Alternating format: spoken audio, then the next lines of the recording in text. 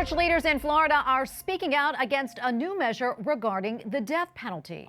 Republican Governor Ron DeSantis recently signed a bill that allows prisoners to be sentenced to death without a unanimous jury verdict. Bishops in Florida have long asked for capital punishment to be replaced by life sentences in prison. The Catechism of the Catholic Church describes the death penalty as, quote, inadmissible and an attack on the dignity of the human person. We go now to Michael Sheedy, Executive Director for the Florida Conference of Catholic Bishops. Michael, great to be with you today. So tell us more about this new measure on the death penalty and exactly what are the conditions for a jury ruling not to be considered unanimous and still lead to the death penalty. You bet. Well, thanks for having me, and thanks for your interest in this story.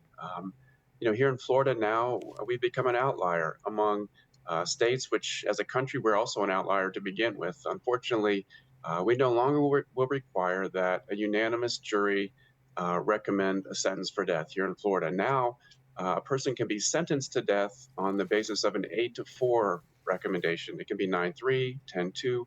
However, only 8 jurors are required.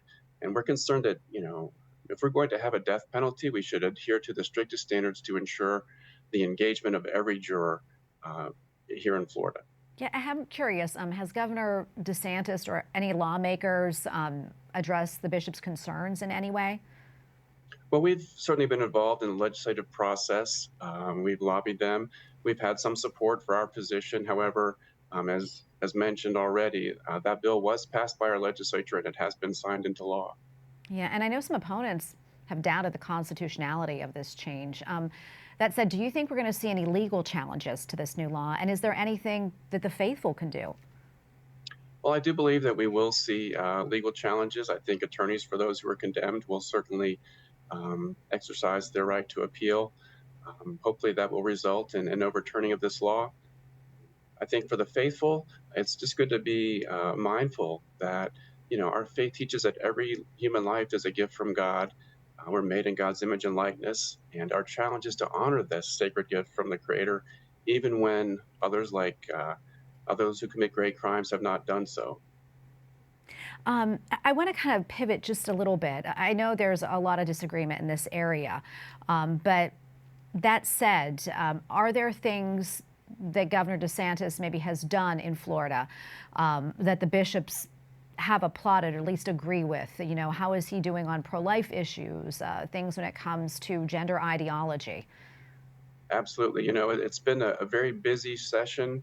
There are a lot of issues that have been debated, many of which we support greatly, strongly, particularly promoting educational choice and establishing education savings accounts for every child who is eligible to attend a public school here in Florida. We've long been at the forefront of our nation, but now we're really at the forefront. The governor's also addressed really a preeminent concern of the bishops. Certainly, we are seeking an end to the scourge of abortion. He just signed a bill that will limit abortion to the first 6 weeks of pregnancy. The current state of the law here in Florida is that we prohibit abortion at 15 weeks. Really, we've copied the law at issue in the Mississippi Dobbs case. That law will go into effect if our state Supreme Court gives us a Dobbs-like ruling in our 15-week abortion ban, which is currently under challenge. The governor's also taken a stand against so-called gender-affirming protocols for young people and trying to build in some safeguards to protect against the irreversible harm that can come as a result of going down a path that does not have much evidence for its efficacy, and we appreciate that very much. Well, Michael, thank you for coming on today. We really appreciate it and giving us your insights. Thank you again.